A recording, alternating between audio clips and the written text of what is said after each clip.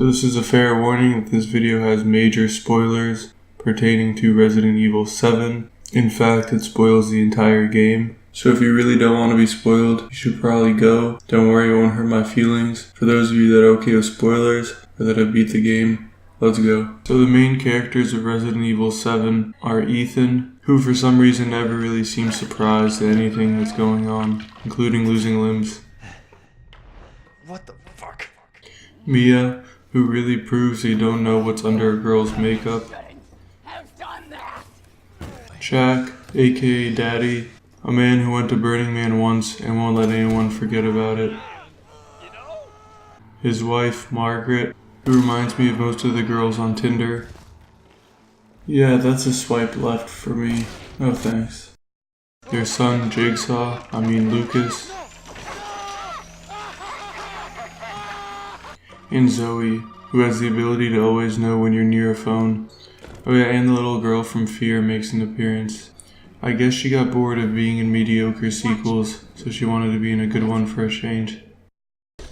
Anyways, now that we got the characters out of the way, we can move on to the plot. So Ethan gets a tape from his wife Mia that's been missing for 3 years. Instead of calling the cops like a normal person, he decides to legally trespass in Louisiana, which isn't a good idea in our world, so I can't imagine how he thought that'd end up well in the Resident Evil universe. Anyway, he finds Mia, but plot twist, she's not the same Mia. She doesn't screw him like he thought she would, but she does impale him with a screwdriver and chainsaw his arm off, so he's got that going for him. He shoots her in the head a bunch of times, and is then welcomed to the family by Daddy. Then you get your hand reattached, get some food in your stomach, and you make a new friend. A police officer, who then dies because he's alone without any backup. You were gonna say because he's black, weren't you? Then you 1v1 Daddy, and just like any good 1v1 on Rust, you tell him to kill himself, which surprisingly he does. You try to take a dump, but Daddy says no. This angers you, so you decide to challenge him in a chainsaw battle. Which of course you win, because if you didn't, that would be a really lame way to end the game. Then you get to do something, which I don't really do in real life, which is go outside. You have to find an aborted fetus in an arm, for some reason, to create a serum. And for the sake of the plot, the arm is in Mama's old house. Honestly, the most annoying part of the game is fighting these damn bugs. So then you come face to face with Mama. She pushes you down in a hole like the Alice in Chains song, but you shoot her back into it. See you next fall, haha. Also like the Alice in Chains song, she gets stuck in the mud, and you move on a beacon of happiness and joy. After your hard-earned victory, you come across your most dreaded enemy yet, a locked door that can only be opened by Mama's lantern, instead of a key, or just using your hands to pull the thing down. You turn around to grab the lantern, but oh no, Mama's hungry, and you don't have any Snickers left. Ethan has a completely normal response to seeing this. What the fuck? Well, that's special. Like Tom Brady's halftime speech at the Super Bowl, you're invigorated and ready to kick her ass. Shoot her in the stomach a bunch. After the last shot, you stare right into her soul and yell that lyric from that famous Freddie Mercury song, "I'm gonna give you 8, hang on, I misread that. Another one bites the dust." She can't handle that sick burn and crumbles away, revealing a lantern inside of her, proving that once and for all, true happiness and light is found deep within you. Or this could just be a video game without any hidden meanings. Anyway, you go back and unlock the stupidly designed door, and whoa, it turns out that this is a kid's room, and there's kids' feet. Zoe tells you that she has the other part of the serum, and to meet her in the trailer, just like eating crab legs, so that you and Mia can be saved and escape with Zoe. You get there, and Lucas, the forgotten son, calls you and tells you that he has Mia and Zoe hostage, but it's okay because he left you a nice snack in the fridge. You solve a birthday cake puzzle, and don't even get to eat the cake, but at least you got to pop a bunch of balloons. And then you absolutely destroy Luke. No, I'm just kidding. He gets away, and you save the girls. Hey, one of those is mine. With the thought of threesome in your mind, you get ready to leave. But oh no, Daddy's back. He turns into an enemy from Dark Souls, and you kill him for the third time. You probably should have made sure though, because as you walk away in victory, he grabs you one last time, This way. and Zoe tells you to use a serum on him. So you do, and he dies. Then you get yelled at for using a serum to save your life, and have to make a choice. Now I chose Mia, because even though she did stab me and cut off my hand, and bring me all the way over to this death trap after 3 years of missing, and probably lied to me a bunch, and she's not even that attractive, and she hasn't really done anything redeeming to make this choice seem worth it at all, and Zoe's done nothing but help you, but for the sake of the story and Ethan's conscience, I picked Mia, leaving Zoe to die alone.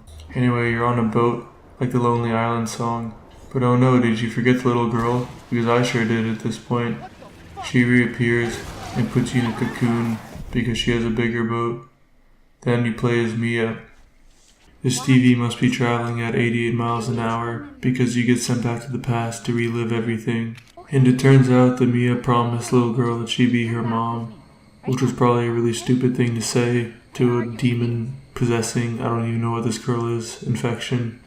And then you come back to the present where you do the equivalent of LOL JK about being her mom, which she doesn't really appreciate, so she tries to kill Ethan.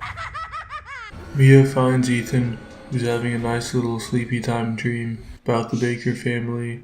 In it, Daddy's telling him that they were really a normal family until they found Evelyn in the swamp, and then she infected them and basically controlled them to do all their bidding. You, or me, the player, is then put back into Ethan's eyes as Mia locks herself in with Evelyn, allowing you to escape. You escape off the ship and you find an underground lab where it turns out Lucas was working for some other organization the whole time, and he was actually free of Evelyn's mind control, meaning that he's actually just crazy. Surprise, surprise. Anyway, Evelyn's apparently way past her bedtime because she throws a lot of enemies at you, including 2 of the boomers from what I'm guessing is a leaked version of Left 4 Dead 3. Because I am a skilled gamer, I only died like 13 times fighting them before I could move on. You find out that Evelyn was the old grandma lady who was sitting at the dinner table the whole time. What a plot twist.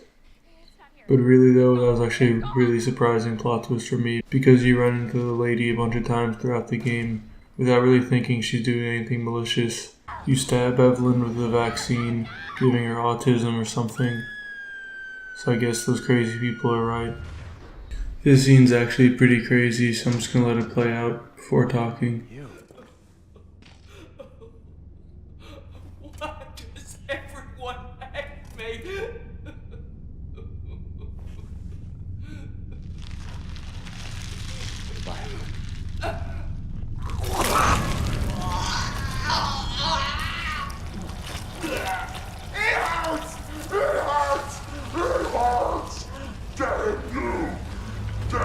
But yeah, then she becomes a giant face wall thing.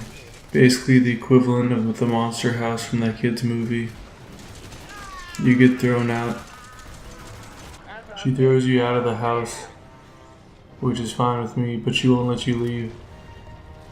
Luckily, Umbrella Corporation comes in and drops you some sort of super gun, which you then use to defeat Evelyn once and for all.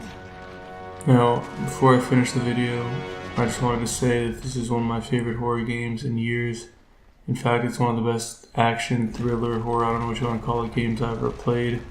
If you haven't played it and you're still here, meaning you spoiled it, sorry, but it's still worth a playthrough. I'm in fact going to start a second playthrough right now, which I haven't done for a game in a long time. That's how good it is. I can't recommend it enough. It's a blast to play. I hope you guys enjoyed this video. Random Taco is uploading a full playthrough of the game on his channel. He's almost done. I think he has a couple more uploads. I'll link it in the description below. I really enjoy watching him play it. I think you guys will too. Shout out to him. But yeah, if you guys liked the video, let me know by liking the video, and leave a comment in the comment section, obviously. Telling me what you liked about this, what you didn't, because I might try to do this more often for games in the future. So I would really like some feedback for this one. Sorry for taking forever for this video. I had to beat the game before I could make this. I'm also sorry. I don't know if you guys noticed, but there's a little bit more echo in my voice. We did some renovations and this room has a lot more echo now, so I kind of have to figure out how I'm going to deal with that. I'll figure it out, or not. Hopefully it's not too bad. Let me know about that too. Anyways, see you guys next time. Hope you enjoyed it. You made it.